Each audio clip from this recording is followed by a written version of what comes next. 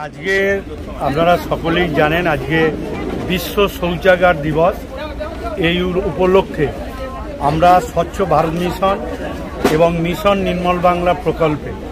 সারা পশ্চিমবঙ্গে কেন্দ্রীয়ভাবে পঞ্চায়েত ও গ্রাম উন্নয়ন দপ্তরে প্রোগ্রামটি আমাদের হুগলি জেলা সিঙ্গুর ব্লকের বেড়াবেড়ি এসডব্লিউএম প্রকল্পের মধ্যে অনুষ্ঠিত হলো।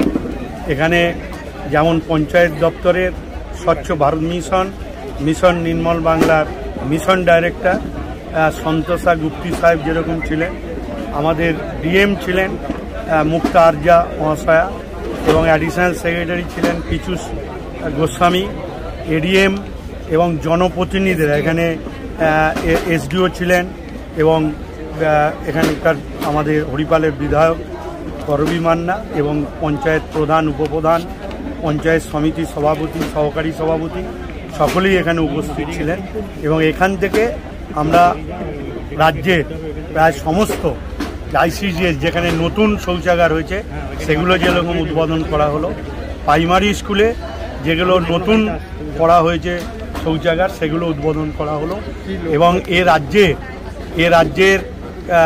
কমিউনিটি ল্যাট্রিন যেগুলো জনবহুল এলাকায় নতুন করে আমরা যেগুলো তৈরি করেছি সেটা আমরা আজকে উদ্বোধন করলাম। এবং আজকের এই বিশ্ব শৌচাগার দিবসের মূল লক্ষ্য হচ্ছে যে একটি মানুষও যেন না থাকে যে শৌচাগার ব্যবহার করে না, অর্থাৎ আমাদের বাংলার প্রতিটি মানুষ যাতে শৌচাগার ব্যবহার করে, এটাই হচ্ছে আমাদের মুখ্য উদ্দেশ্য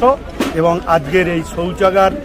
বিশ্ব শৌচাগার দিবসের মুখ্য উদ্দেশ্য। আগামী দিনে এই যে মডেল করে গড়ে তোলা হবে, এটা যেটা বলছিলেন যে আমরা মানুষকে সচেতন করছি, মানুষকে সচেতন করে আমরা এমনই এই প্রকল্পের ধারাবাহিকতার উন্নয়নকে শিখরে পৌঁছাবো যে সারা ভারতবর্ষের